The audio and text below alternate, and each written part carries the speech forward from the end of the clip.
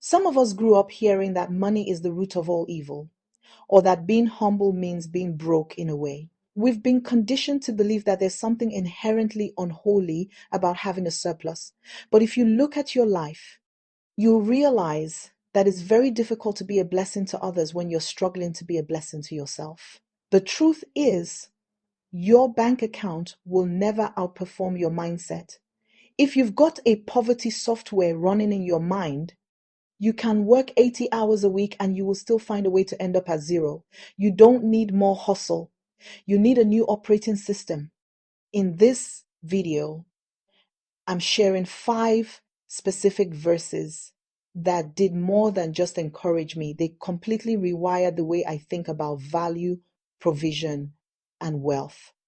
These aren't just feel-good quotes. These are the fundamental laws of the kingdom's economy.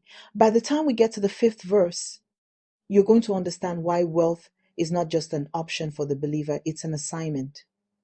If you've been feeling stuck, guilty, or anxious about your finances, pay close attention. Because the truth we're about to uncover is what actually sets you free. The first verse that shifted everything for me is Deuteronomy chapter 8, verse 18. And you shall remember the Lord your God, for it is He who gives you the power to get wealth, that He may establish His covenant. Most people read that and focus on the word wealth. I want you to focus on the word power. Notice that God does not say He gives you money. He says He gives you the power to get it. This is a massive distinction. If God just gave you money, He would be making you a dependent. But by giving you the power, the ideas, the health, the connection, and the creativity, He's making you a partner. The mindset shift here is simple. Stop asking God for the fruit and start asking Him for the seed. Money is the fruit, an idea is the seed. When I realized that my ability to solve problems was actually a God-given power to create wealth, I stopped looking for a handout and started looking for a way to serve. Wealth is the byproduct of value, and God is the one who gave you the capacity to create that value. The second verse comes from the parable of the talents in Matthew chapter 25, verse 15. And to one he gave 5 talents, to another 2, and to another 1, to each according to his own ability. This verse used to bother me. I thought, why didn't everyone get the same amount? That doesn't seem fair. But then I understood the law of capacity. The master didn't give based on need. He gave based on ability. In the kingdom, your ability is your capacity to manage.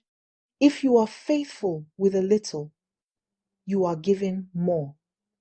But if you mismanage the little, even what you have is taken away. The mindset shift here is that the reason you don't have the more you're praying for might be because your management system isn't ready for it yet.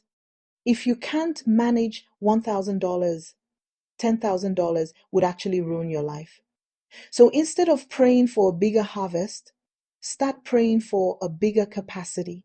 Start treating your current finances with the discipline of a $1 million CEO. And you will find that the resources will eventually match your level of management. The third verse is 2 Corinthians chapter 9, verse 8.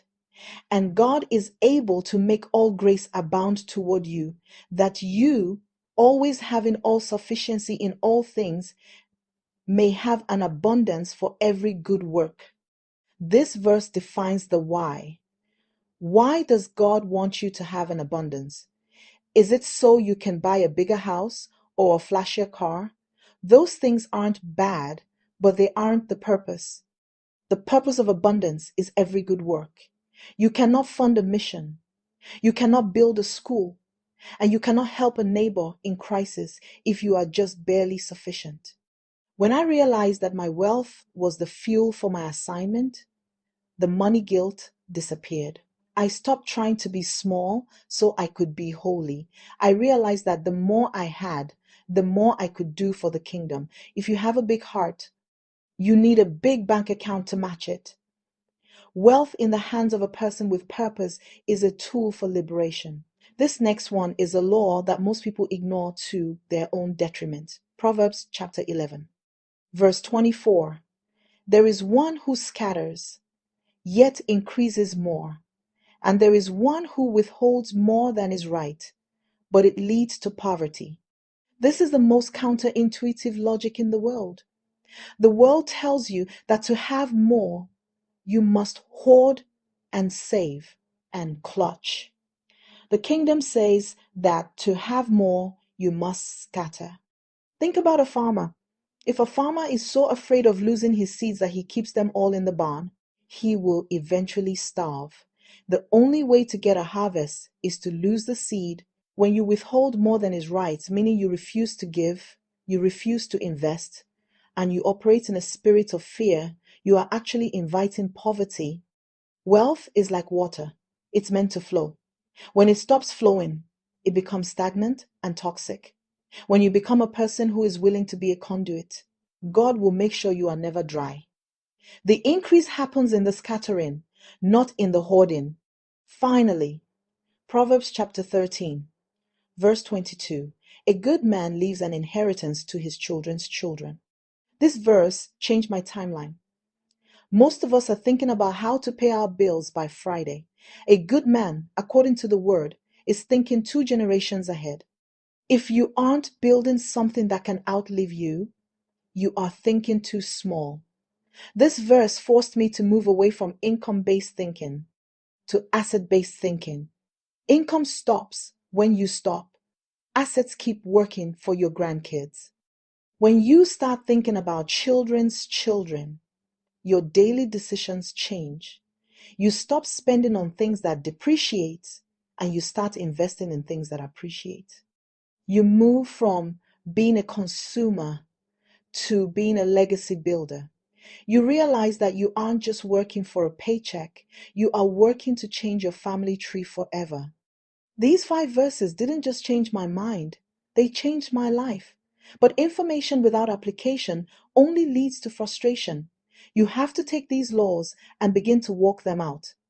I want to know, which of these 5 verses challenged your thinking the most today?